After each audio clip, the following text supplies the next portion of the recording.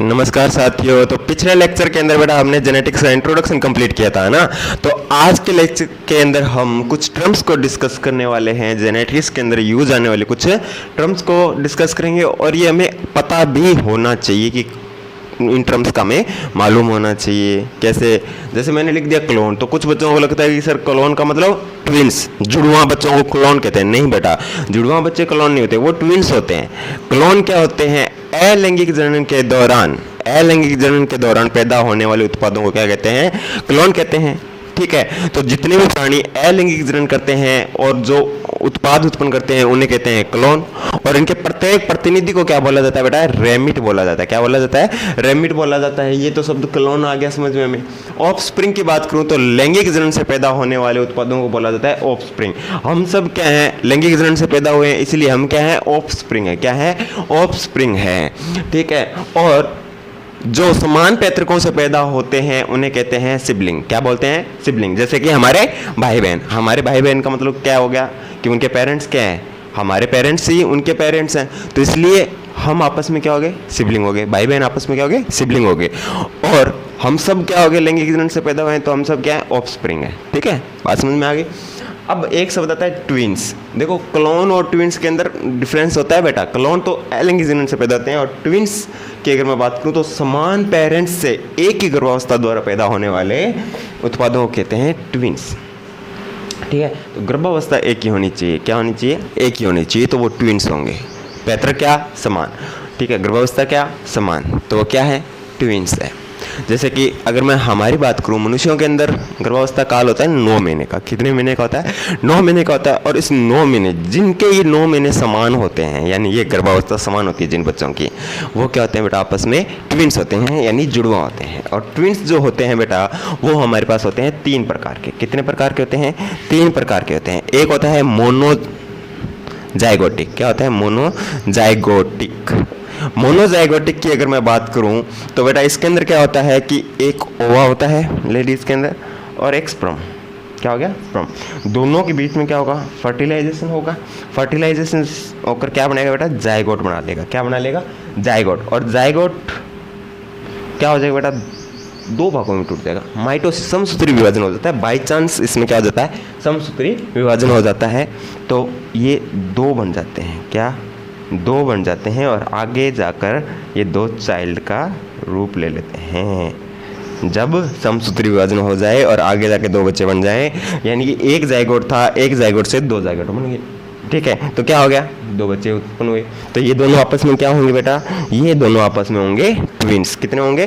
Twins होंगे। ठीक है, कई बार 5-6 भी हो सकते हैं, कोई जरूरी नहीं है, ये बात समझे। तो मोनोजाइगोट का मतलब जाइगोट पहले एक ही बढ़ेगा, उसके बाद में उसमें क्या होगा? समसूत्री विभाजन के फलस्वरूप हो सकता है 2 बने, 3 बने, वो मुझे नहीं पता, लेकिन ट्विंस होंगे।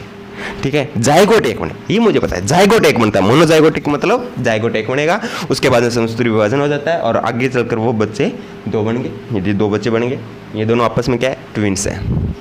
एक आता है बेटा सीमेस। ये जो सीमेज ट्विंस हैं, इनकी भी कहानी यही है। इनकी कहानी ये होती है कि एक ओवा, एक स्पर्म फर्टिलाइजेशन होकर जाइगोट बना लिया। ठीक है, लेकिन ये जाइगोट जो होता है वो आगे चलकर 2 भागों में पूरा नहीं बंटता। इस तरह से 2 सेल तो बन गई, 2 अलग अलग सेल्स तो बन गई, लेकिन अलग नहीं हुई। तो इनके अंदर क्या होता है बेटा? पार्शियल सेपरेशन होता है, और जो चाइल्ड पैदा होते हैं वो आपस में क्या होते हैं बेटा? जुड़े हुए पैदा होते हैं। क्या होते हैं? जुड़े हुए पैदा होते हैं। दोनों का प्रोसेस एक ही था, लेकिन यहाँ पर गड़बड़ हो गई, यहाँ पर पार्शियल सेपरेशन हुआ, यहाँ पर कंप्लीट सेपरेशन हुआ, यानी कि यहाँ पर तो पृथक्करण पूर्ण हो जाता है, और यहाँ पर पृथक्करण क्या होता है? पूर्ण नहीं हो पाता है, जिसकी वजह से बच्चे क्या होते हैं? जुड़े हुए पैदा होते हैं, और यहाँ बच्चे क्या होते हैं? अलग अलग होते हैं। एक और टाइप आ जाता है मेरे पास, वो होता है डाईजाइगोटिक। डाईजाइगोटिक के अंदर क्या होता है बेटा? कि लेडीज के अंदर एक ही समय में 2 ओवा रिलीज हो गए। कितने ओवा? 2 ओवा नंबर फर्स्ट एंड ओवा नंबर सेकंड। और स्पर्म तो आपको पता ही है हमारे पास बहुत ज़्यादा होते हैं। स्पर्म तो बहुत ज़्यादा होते हैं हमारे पास, हमें एक बार में करोड़ों स्पर्म रिलीज़ करते हैं। तो यहाँ पर S1 स्पर्म आ गया मान लो, और यहाँ पर मान लो S2 स्पर्म आ गया। तो ये आपस में फर्टिलाइजेशन होकर दो अलग अलग जाइगोट बनाते हैं। क्या बनाते हैं? दो अलग अलग जाइगोट बनाते हैं, और इनसे आगे चलकर क्या बन जाते हैं? बच्चे। तो इनकी गर्भावस्था तो समान है, गर्भावस्था तो समान है, लेकिन गर्भावस्था समान है, लेकिन इनकी जो पूर्व में जो जाइगोट बना यानी युग्मनज जो बने हैं वो अलग अलग हैं। और इनमें युग्मनज क्या था? एक ही था। युग्मनज क्या था? एक ही था, लेकिन माइटोसिस की वजह से ये अलग अलग हो गए, और ये पार्शियल सेपरेशन हुआ। इसके अंदर सेपरेशन, कंप्लीट सेपरेशन हो गया, इसके अंदर पार्शियल सेपरेशन हुआ। तो ये जुड़े हुए पैदा हुए। तो जुड़े हुए बच्चों, जो जुड़े हुए ट्विंस होते हैं उन्हें कहते हैं सिमेज, और जो अलग अलग होते हैं उन्हें मोनोजाइगोटिक या डाइजाइगोटिक कह सकते हैं। जिनका एक ही जाइगोट बनता है यानी भाग सिर्फ एक ओवा लेता है, जिस लैंगिक जनन में भाग सिर्फ एक ओवा लेता है वो होते हैं मोनोजाइगोटिक, और जिसमें दो ओवा भाग लेते हैं वो डाइजाइगोटिक होते हैं। और डाइजाइगोटिक में एक लड़का एक लड़की, लड़का लड़की या लड़का लड़का या लड़की लड़की पैदा हो सकती हैं, लेकिन इनमें लिंग क्या होगा? समान ही होगा, क्योंकि ये जो कोशिका थी वो समान थी, और समान कोशिका आगे जाकर विभक्त हुई है। यानी जाइगोट इनमें एक ही बना है, जाइगोट इनमें एक ही बना है, एक ही जाइगोट बना है, इसमें दो जाइगोट बने हैं। इसीलिए ये लड़का लड़की, लड़का लड़का या लड़की लड़की पैदा हो सकते हैं। ये या दोनों ही लड़के होंगे या दोनों ही लड़कियाँ होंगी, दोनों ही लड़के होंगे या दोनों ही लड़कियाँ होगी। तो तभी कभी आपने सीमेज का एक ऐसा कोई एग्जाम्पल नहीं देखा होगा जिसके अंदर दो बच्चे आपस में जुड़े हुए पैदा हुए होंगे और एक लड़का है एक लड़की, ऐसा कभी आपने एग्जाम्पल नहीं सुना होगा। क्यों नहीं सुना होगा? क्योंकि ये बेटा सेल एक ही बनी है ना भाई, जाइगोट तो एक ही बना है, और इस जाइगोट, ये जो जाइगोट है ये तो आगे जाकर बच्चे बना रहे हैं, एक से दो बन गए। ठीक है, चलो ये हो गए हमारे ट्विंस। अब बहुत ही इम्पोर्टेंट चीज़ समझने वाले हैं बेटा कि जीन क्या होता है, डीएनए क्या होता है, क्रोमोसोम क्या होता है और एलील्स क्या होते हैं। जीन, डीएनए, क्रोमोसोम और एलील्स। जहाँ तक मुझे पता है हम कंफ्यूजन में रहते हैं कि सर कुछ कहते हैं कि केंद्र होता है क्रोमोसोम, और क्रोमोसोम में डीएनए होता है और डीएनए में जीन होता है, ऐसी बातें हम सुनते हैं। आज हम इस डाउट को दूर करेंगे कि रियल में क्रोमोसोम क्या है और जीन क्या है, डीएनए क्या है। इन चीज़ों को अब हम समझने का प्रयास करेंगे। ठीक है, आओ चलो अब हम 3-4 शब्द और हैं उनको भी समझने का प्रयास करते हैं। एक डीएनए, क्रोमोसोम, जीन और एलील क्या होते हैं बेटा। तो डीएनए, एलील, जीन और क्रोमोसोम। तो सबसे पहले बात करते हैं बेटा किसी एनिमल सेल की। तो एनिमल सेल के अंदर होता है केंद्र, क्या न्यूक्लियस होता है, और न्यूक्लियस के अंदर क्या पाया जाता है बेटा? डीएनए पाया जाता है, लेकिन ये जाल के रूप में होता है। किसके रूप में होता है? जाल के रूप में होता है। ये मान लो हमारी क्या है? एनिमल सेल है। क्या है? एनिमल सेल के अंदर क्रोमोसोम जो है वो जाल के रूप में पाए जाते हैं। अगर इस क्रोमोसोम नहीं सॉरी डीएनए को मैं बाहर निकालूँ, ये वाला डीएनए क्या है? जाल के रूप में पाया जा रहा है यहाँ पर, इसको मैं बाहर निकालूंगा तो ये क्या बनेगा? इस तरह से। तो हमारा जो इसके अंदर दो स्ट्रैंड होते हैं, एक और दो, इसीलिए इसे बोलते हैं double standard DNA, double standard DNA बोलते हैं। ठीक है, ये हो गया डीएनए। लेकिन क्रोमोसोम जो होते हैं वो एक नॉर्मल सेल के अंदर दिखाई नहीं देते। जब सेल डिवीजन की प्रोसेस चलती है, जब सेल डिवाइड होती है, जब सेल डिवीजन होता है, तब क्रोमोसोम बनते हैं। मान लो अब यहाँ पर क्या हो गया? Cell division. क्या हो गया? सेल डिवीजन हुआ। तो सेल डिवीजन के दौरान ये जो डबल स्टैंडर्ड डीएनए है, ये जो पूरा डबल स्टैंडर्ड डीएनए, यानी इसकी लेंथ कितनी होती है बेटा? 2 मीटर। 2 मीटर बहुत ज़्यादा होता है। ठीक है, बहुत बड़ा होता है 2 मीटर, छोटा सा नहीं होता। कम से कम 6-7 फीट, 6-7 फीट। ठीक है, इतना बड़ा हमारा डीएनए होता है एक कोशिका के अंदर। हाँ, तो सेल डिवाइड होती है, जब सेल का डिवीजन होता है तो ये जो डबल स्टैंडर्ड डीएनए है, ये वाला जो डबल स्टैंडर्ड डीएनए है, ये खंडों में बंट जाता है। ये खंडों में बंट जाता है ऐसे, इस तरह से ये खंडों में बंट जाएगा, ये अलग अलग खंडों में बंट जाएगा। और ये वाले जो खंड हैं जो अलग अलग खंडों में बंट गया, ये वाले कंडेंस होकर, ये वाले खंड ही कंडेंस होकर किसका निर्माण करते हैं? ये वाले कंडेंस होकर किसका निर्माण करते हैं बेटा? क्रोमोसोम का निर्माण करते हैं। ये क्रोमोसोम का निर्माण करते हैं। तो क्रोमोसोम जो होते हैं वो हमारी बॉडी के अंदर होते हैं 46। कितने होते हैं? 46, 46 होते हैं। तो बेटा नॉर्मली जो क्रोमोसोम जो होते हैं वो सेल डिवाइड होती है उस समय ही देखे जाते हैं। सेल डिवीजन नहीं हो रहा है उससे पहले क्या होता है बेटा, सिर्फ डीएनए पाया जाता है, डबल स्टैंडर्ड डीएनए होता है और एक लंबा सारा डीएनए होता है, मतलब जुड़ा हुआ डीएनए होता है, ये कटा हुआ नहीं होता है। ठीक है, बहुत सारी प्रोटीन्स आकर यहाँ पर वर्क करती है इसको काटने के लिए, इसको काटने के लिए आती है, इसको काटती है, वो हम इनहेरिटेंस में पढ़ेंगे। ठीक है, लेकिन यहाँ हम ये पढ़ रहे हैं कि डबल स्टैंडर्ड डीएनए, एक नॉर्मल सेल, एनिमल सेल है कोई भी, इसके अंदर क्या होता है, डबल स्टैंडर्ड डीएनए पाया जाता है। ठीक है, और जब सेल डिवाइड होती है उस समय क्या होता है बेटा, ये अलग अलग खंडों में टूट जाता है। किसमें, अलग अलग खंडों में टूट जाएगा और ये कंडेंस होकर किसका निर्माण करते हैं बेटा, क्रोमोसोम का निर्माण करते हैं। और हमारी बॉडी के अंदर 46 क्रोमोसोम होते हैं। ठीक है, ये सिर्फ और सिर्फ सेल डिवीजन के समय ही क्रोमोसोम दिखाई देते हैं और ये डीएनए से ही बनते हैं, ये डीएनए के ही खंड होते हैं। लेकिन अगर मान लो आपके पास में एक बहुत लंबी छड़ है, एक बहुत लंबी छड़ है, उसको मैं टुकड़ों में तोड़ दूं, बस वही बात है, ये टुकड़े हैं। ठीक है, डीएनए के खंड हैं। ठीक है, और यही किसका निर्माण कर रहे हैं, क्रोमोसोम का। और ये क्रोमोसोम जो है जब सेल डिवीजन पूरा हो जाता है तो ये डीकंडेंस होकर किसका निर्माण कर लेते हैं, बराबर, मतलब आपस में फिर से जुड़ जाते हैं और डबल स्टैंडर्ड डीएनए का निर्माण कर लेते हैं। किसका निर्माण कर लेते हैं बेटा, डबल स्टैंडर्ड डीएनए का निर्माण कर लेते हैं।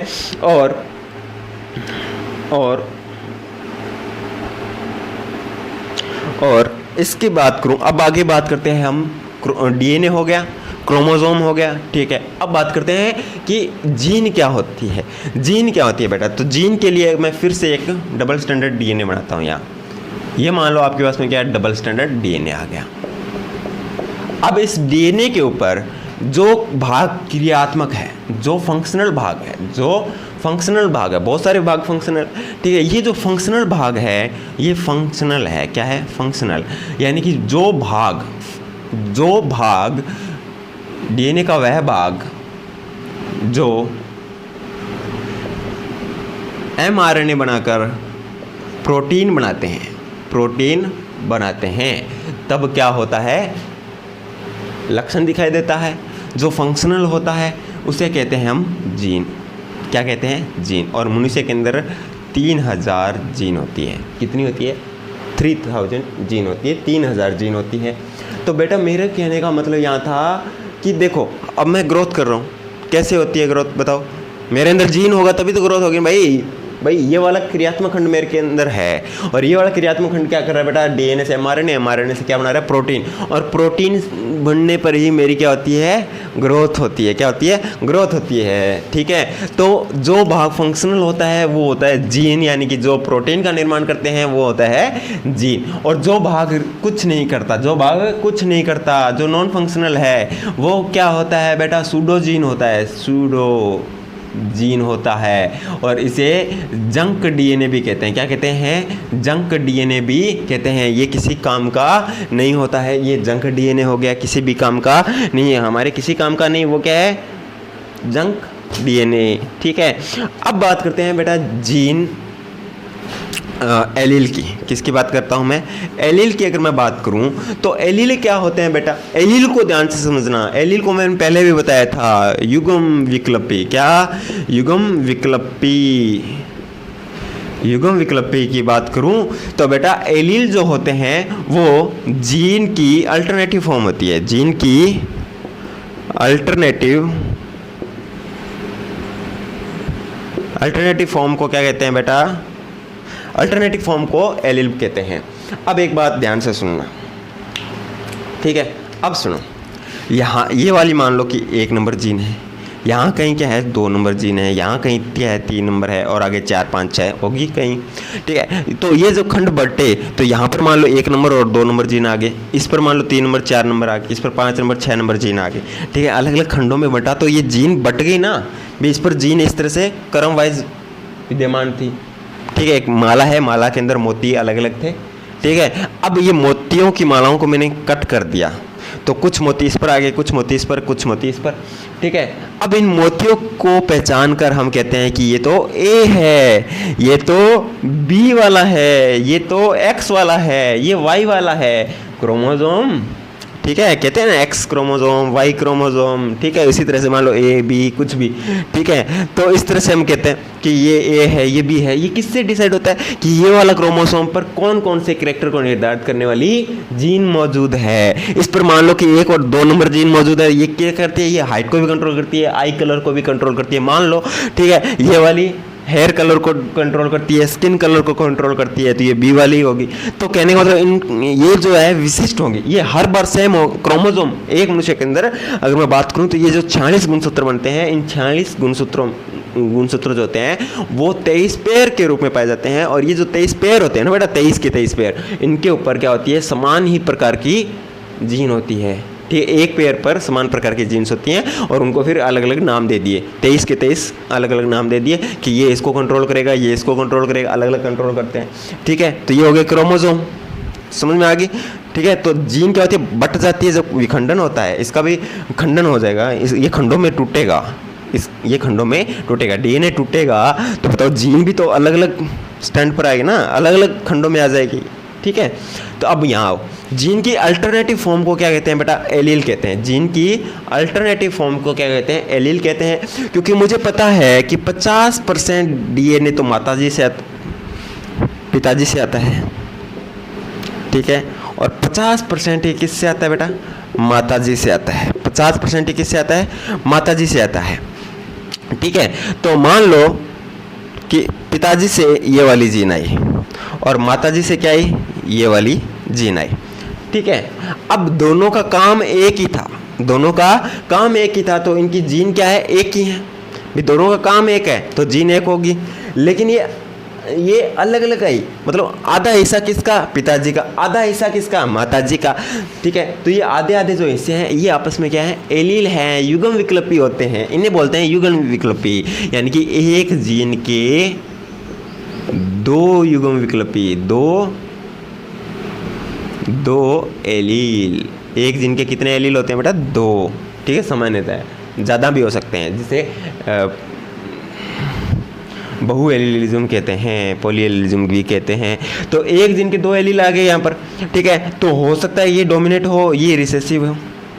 ठीक है, हाँ, जरूरी नहीं है कि हर बार डोमिनेट रिसेसिव, हो सकता है कि दोनों ही क्या हो, जीन एक है, जीन एक है, लेकिन इसके एलील कितने होंगे बेटा, 2 एलील होंगे। एक जीन का मतलब भी काम समान कर रहे हैं ना, ये हाइट को कंट्रोल कर रहे हैं तो भाई हाइट को कंट्रोल कर रहे हैं, दोनों ही हाइट को कंट्रोल कर रहे हैं, लेकिन एक माता का है और एक पिता का है। ठीक है, तो ये दोनों क्या हैं, ये दोनों क्या हैं, एलील है। दोनों के दोनों डोमिनेट हो सकते हैं, दोनों के दोनों रिसेसिव हो सकते हैं, एक डोमिनेट एक रिसेसिव हो सकता है। जैसे कि कैपिटल टी आ जाए, capital T small T, small T, ठीक है, उल्टा लिख दिया क्या, हाँ, स्मॉल टी या कैपिटल टी स्मॉल टी। बताओ, दोनों ही हाइट को कंट्रोल कर रहे हैं, दोनों ही हाइट को कंट्रोल कर रहे हैं, दोनों ही हाइट को कंट्रोल कर रहे हैं। क्योंकि एक पेयर किससे आता है, माताजी से, एक पेयर आता है पिताजी से, दोनों मिलकर काम करते हैं हमेशा।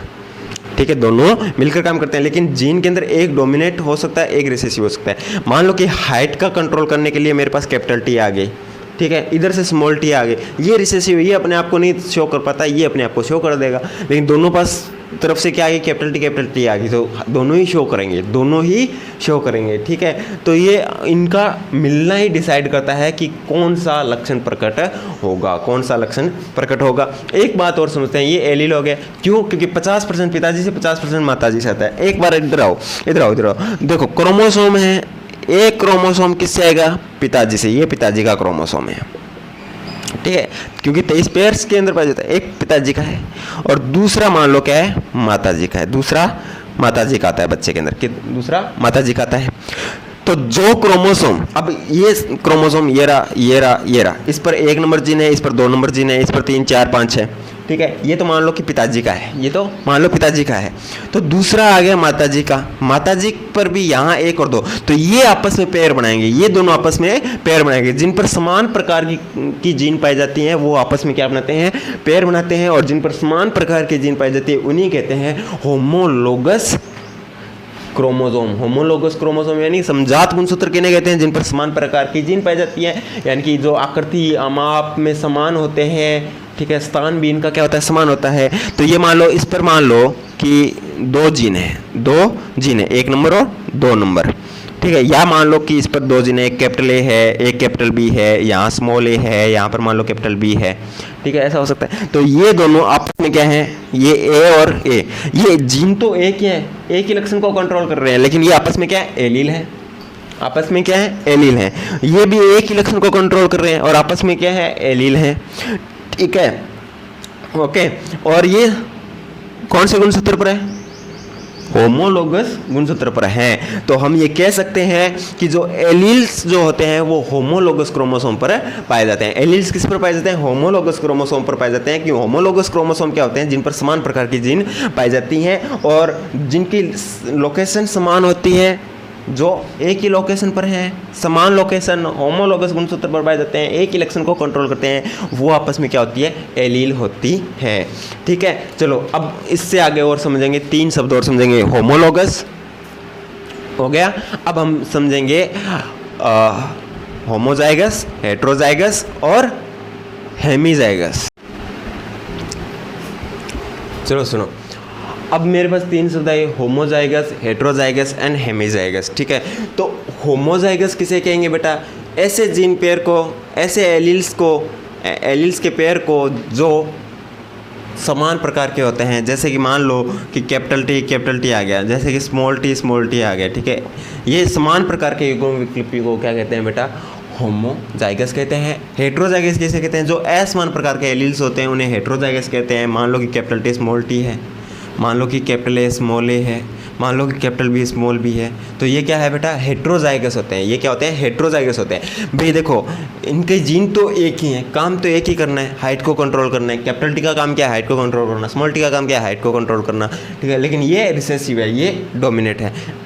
असमान प्रकार के क्या है, एलील्स हैं ये। ठीक है, अलग अलग एलील हैं। देखो, ये कैपिटल टी है, ये स्मॉल टी है, ये लंबा करना चाहता है, ये बोलना रख देता है, ये रिसेसिव है, ये डोमिनेट है। ठीक है, तो दोनों के पेयर को क्या कहते हैं, हेट्रोजाइगस। और जिनका दोनों जीन तो एक ही है, लेकिन एलील क्या होते हैं, 2 होते हैं। एक पिताजी से आता है, एक माताजी से आता है। ठीक है, तो अल्टरनेटिव फॉर्म होगी ना जीन की। ठीक है, इसे कहते हैं क्या, एलील। और ये जो एलील है वो दोनों समान प्रकार के हैं, यानी दोनों ही डोमिनेट है, दोनों ही रिसेसिव है। तो ये क्या हो गए, होमोजाइगस हो गए। क्या हो गए, होमोजाइगस हो गए। लेकिन हेमीजाइगस एक शब्द है, इसको ध्यान से समझना भाई। ठीक है, कई बार क्या होता है, क्रोमोसोम के टुकड़े हुए, ठीक है, सब एक जैसे होते हैं, लेकिन मनुष्य के अंदर एक ऐसा भी आता है, एक पेयर ऐसा भी आता है, XY, ये पेयर भी आता है। तो इन्हें होमोलोगस कहें या ना कहें, ये सिचुएशन थोड़ी सी स्टिक सी है। ठीक है, कैसे, इन पर कुछ जीन तो मतलब कि समान होती हैं, जो एक ही काम करती हैं। कुछ जीन तो समान होती हैं जिनका काम क्या होता है, एक ही होता है। मान लो कि इस पर ए है, तो इसके बिल्कुल समान लोकेशन पर क्या होती है, ए ही होती है।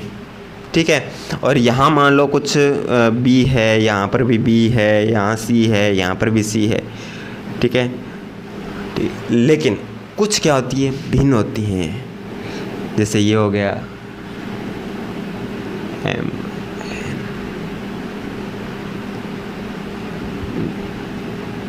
जैसे ये हो गया। ठीक है, यहाँ ऐसा आ गया मान लो। ठीक है, यहाँ Z आ गया कोई। ठीक है, तो इनमें क्या होती है बेटा, कुछ जीन तो क्या है, समान लोकेशन पर है, समान ही काम कर रही है, एलील हैं आपस में क्या है, एलील हैं आपस में, क्या है, एलील हैं। लेकिन कुछ इसमें तो है, लेकिन इसमें है ही नहीं। इसमें है लेकिन इसमें पेयर ही नहीं बन रहा दोनों का, एलील है ही नहीं इसका कोई। तो ये जो बिल्कुल ही मतलब अलग ही होती हैं, ये वाला जो एरिया कहलाएगा वो क्या है, ये वाला एरिया, ये एरिया जहाँ पर क्या है, समानता नहीं है किसकी, जीन्स की, एलील्स की आपस में कोई समानता नहीं है, अलग ही है। इसका कोई अल्टरनेटिव यहाँ पर नहीं है, इसका अल्टरनेटिव फॉर्म यहाँ पर है ही नहीं। पिताजी ने पता नहीं क्या कर दिया, माताजी ने पता नहीं क्या कर दिया, माताजी का अलग ही है, पिताजी का अलग ही है कुछ। ठीक है, तो ये होते हैं बेटा non homologous region. Non homologous, इसे नॉन होमोलोगस रीजन कहते हैं। जो भाग सेम होता है उसे कहते हैं बेटा, ये वाला भाग सेम है तो ये हो गया होमोलोगस रीजन।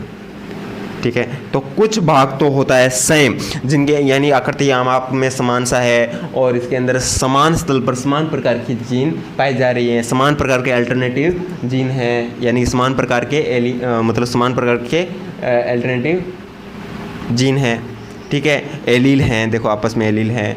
तो ये तो भाई इतने जो हैं ये तो आपस में क्या है, होमोजाइगस और हेटेरोजाइगस हो सकते हैं। लेकिन ये भाई साहब बच के पी क्यू आर, यहाँ एम एन टी और जेड और एस, ये क्या है? तो इन्हें कहते हैं बेटा हेमीजाइगस। क्या कहते हैं? हेमीजाइगस। तो यहाँ एग्जांपल में क्या लिखूंगा मैं? P Q R S Z और एम एन और टी। तो भाई इस प्रकार के जिनको कहते हैं हेमीजाइगस। तो एक्स वाई का जो जोड़ा है, ये एक्स वाई का जोड़ा है, इस पर जितनी प्रकार के जीन है वो आपस में क्या है? हेमीजाइगस है। क्या है? हेमीजाइगस। सभी नहीं, कुछ क्या है? हेमीजाइगस। और जो ये हेमीजाइगस वाली चीज़ है ना, यही डिसाइड कर रही है किसको मेल और फीमेल को, यही डिसाइड कर रहा है। वाइफ का यही चीज़, ये जो अलग से है ना, यही डिसाइड कर रहे हैं। इनमें से कोई डिसाइड कर रहा है कि ये मेल होगा या फीमेल होगी, ठीक है। समझ गए मेरी बात? समझ रहे हो? तो ये होगा हेमीजाइगस, यानी कि ऐसा कुछ क्रोमोसोम में होते हैं, बाकी तो डिटो कॉपी होते हैं एक दूसरे के, सेम होते हैं, मतलब समान विस्थल पर समान प्रकार के जीन पाई जाती हैं। लेकिन यहाँ पर जीन अलग अलग हैं, यहाँ पी है तो यहाँ एम है, यहाँ क्यों है तो यहाँ एन है। तो इसका मतलब ये तो अलग ही कांड बन गई। तो इसे कहते हैं हेमीजाइगस। क्या बोलेंगे? हेमीजाइगस। यानी कुछ ही जीन होंगे जो समानता दर्शा रहे हैं, बाकी सब भिन्न भिन्न हैं। ये जो भिन्न भिन्न है इन्हें कहते हैं हेमीजाइगस। और यही एक्स वाई का एग्जाम्पल ले सकते हो मनुष्य के अंदर, ठीक है।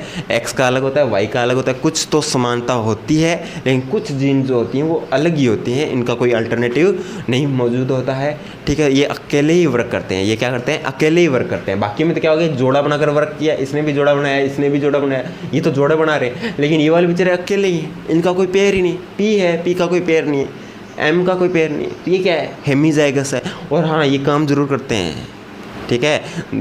तो क्या काम करते होंगे ये काम करते हैं बेटा हमारी बॉडी के अंदर लिंग निर्धारण कर रहे हैं, देखो, ठीक है। हाँ, समझ गए मेरी बात? चलो ठीक है भाई। अब हम कुछ और शब्दों को समझने वाले हैं। एक शब्द आता है फिनोटाइप, जीनोटाइप एंड फिनोकॉपी। तीनों शब्द को हम आराम से समझने का प्रयास करेंगे। देखो बहुत ही इंपॉर्टेंट होने जा रहा है क्लास। चलो भाई, तो बस जो बातें मैंने अभी भी बोली थी वही चीज़ मैंने बोर्ड पर लिखी है। एलील प्लोमॉर्फ यानी बिगिंग टू ईच अदर, दोनों साथ में रहेंगे, ठीक है। समजात गुणसूत्रों पर पाए जाने वाले ऐसे जीन पेयर जिनका करेक्टर एंड लोकस क्या होती है? समान होती है, एलील कहलाते हैं। और एलील सदैव जीन होते हैं, ये सदैव होमोलोगस क्रोमोसोम पर ही पाए जाते हैं, होमोलोगस क्रोमोसोम पर पाए जाएंगे, ठीक है। नॉन होमोलोगस पर पाए जाने वाले जीन हमेशा नॉन एलीलिक ही होते हैं, यानी आपस में क्या नहीं होते? एलील नहीं होते। आप इस तरह से समझ सकते हो, ये वाला क्रोमोसोम और ये वाला क्रोमोसोम ये तो पेयर में है, लेकिन एक बेचारा एक और क्रोमोसोम कहीं पड़ा है। तो बताओ इस पर कोई जीन ए है, ठीक है। यहाँ कहीं आपको ए की अल्टरनेटिव फॉर्म मिलेगी ही नहीं, क्योंकि जब हमने डीएनए पढ़ा था उसके खंड पड़े थे, अलग अलग खंड हो गए थे।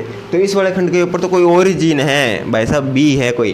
तो ये दोनों कभी भी आपस में एलील हो सकते हैं क्या? नहीं हो सकते, ये कभी एलील नहीं हो सकते। होमोलोगस पर ही एलील संभव है, वो भी समान स्थल पर, सिर्फ समान स्थल पर ही संभव है, ठीक है। अदरवाइज यहाँ ए है तो यहाँ कहीं बी भी हो सकती है। तो क्या ये दोनों एलील हो सकते हैं? तो यानी कि जो होमोलोगस क्रोमोसोम पर पाए जाने वाले जीन, सभी जीन एलील नहीं होते, वही जीन एलील होती है जो समान लोकस पर होती है और जिनका काम क्या होता है? समान होता है, ठीक है।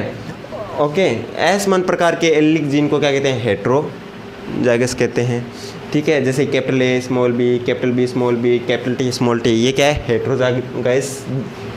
और होमोजाइगस क्या होते हैं? Capital A, capital B small, capital T small T, ये क्या है? होमोजाइगस हैं। कैसे? समान प्रकार के एलीलिक जीन्स को क्या कहते हैं? होमोजाइगस कहते हैं। अब आते हैं बेटा फिनोटाइप, एक नया शब्द लिख रहा हूँ, फिनोटाइप। तो करेक्टर के बाह्य स्वरूप को, जो हमें बाहर से दिखता है, भाई ये लंबा है, ये मुझे कहाँ से दिखा? बाहर से दिखा। भाई ये लंबा है, ये बोना है, ये मुझे बाहर से दिखा। तो ये जो लंबा बोना ये जो है वो है फिनोटाइप। और इसके लिए जो उत्तरदायी जीनीय संगठन होगा, इसके लिए उत्तरदायी कोई जीनीय संगठन होगा, उसे कहते हैं जीनोटाइप। जैसे कि मैंने कहा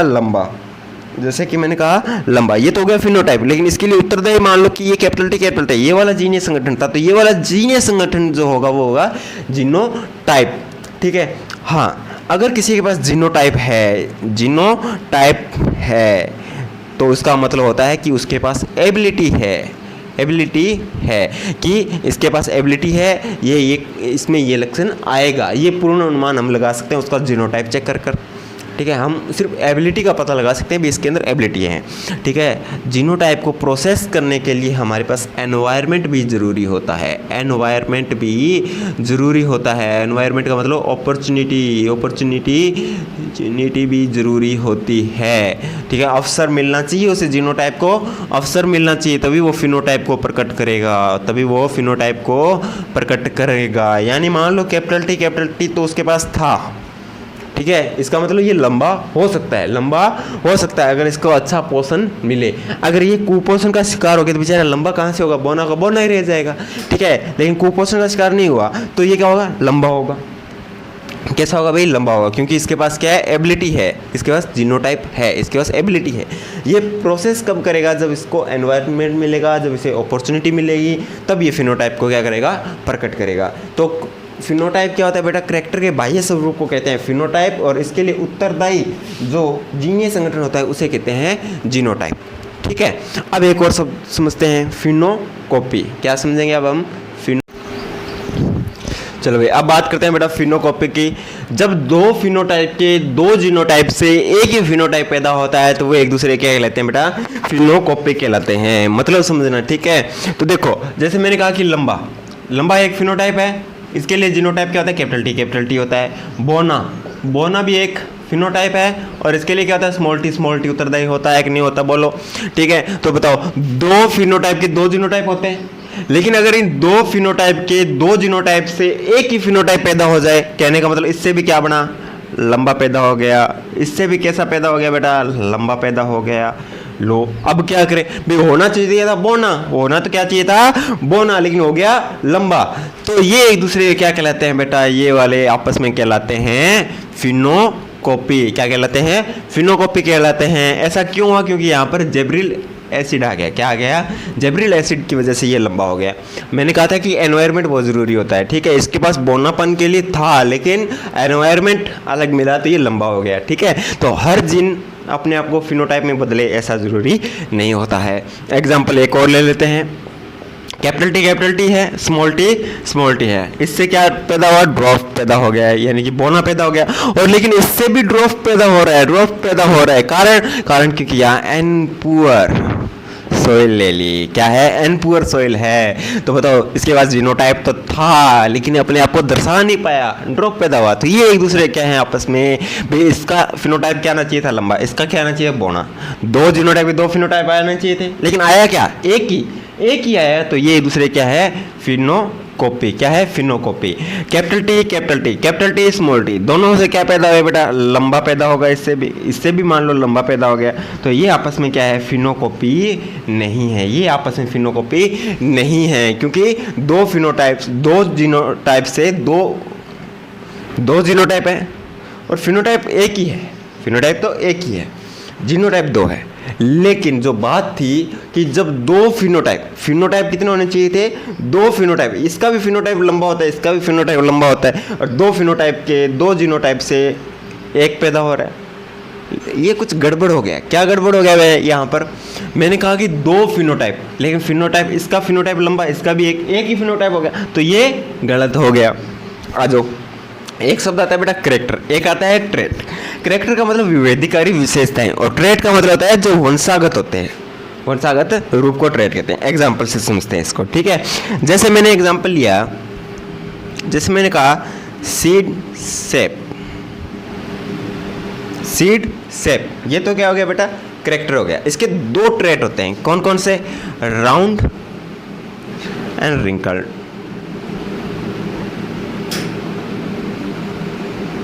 ठीक है, एक मान लो आपके पास है हाइट, अब लंबाई, पौधे की लंबाई, ये क्या है, करेक्टर है। ये क्या है, लक्षण है, करेक्टर है। और इसके ट्रेट क्या होंगे बेटा, ट्रेट हो जाएंगे टॉल एंड ड्वार्फ। इसके दो ट्रेट हो गए, तो समझ में आ गया ट्रेट क्या होता है और करेक्टर क्या होता है। एक शब्द आता है बेटा मल्टीपल एलिलिज्म। इसका मतलब हमने अब तक देखा कि कैपिटल ए या कैपिटल ए स्मॉल ए भी हो सकता है, ये दो जोड़ों में थे। अगर कहीं एक कैरेक्टर को निर्धारित करने के लिए ज़्यादा एलील आ जाए तो, एक दो से ज़्यादा एलील हो जाए तो, एक कैरेक्टर को डिसाइड करने के लिए दो से ज़्यादा एलील हो जाए तो उसे कहते हैं मल्टीपल एलीलिज्म। क्या कहते हैं? मल्टीपल एलीलिज्म कहते हैं। जैसे ब्लड ग्रुप की बात करूं, मैं किसकी बात करता हूं? ब्लड ग्रुप को मनुष्यों में ब्लड ग्रुप को निर्धारित करने के लिए कौन सी जीन होती है बेटा? आई जीन होती है। क्या होती है? आई जीन होती है। लेकिन इसके 3 एलील होते हैं। कितने एलील होते हैं? 3 होते हैं, IA, IB एंड IO। तो ये किसका उदाहरण हो गया बेटा? मल्टीपल एलीलिज्म का हो गया। यानी कि जिनके 2 से ज़्यादा एलील होते हैं, जिस जीन के 2 से ज़्यादा एलील होते हैं वो क्या कहलाते हैं बेटा? मल्टीपल एलीलिज्म कहलाती है। क्या कहलाती है? मल्टीपल एलीलिज्म कहलाते हैं। ठीक है, तो बेटा आज हमने टर्मिनोलॉजी को कंप्लीट कर लिया है और अब हम जेनेटिक्स की हिस्ट्री की बात करेंगे। अब हम जेनेटिक्स की मेंडलवाद की बात करेंगे और उसके बाद में पूरी जेनेटिक्स को कंप्लीट करेंगे। ठीक है, ओके, थैंक यू।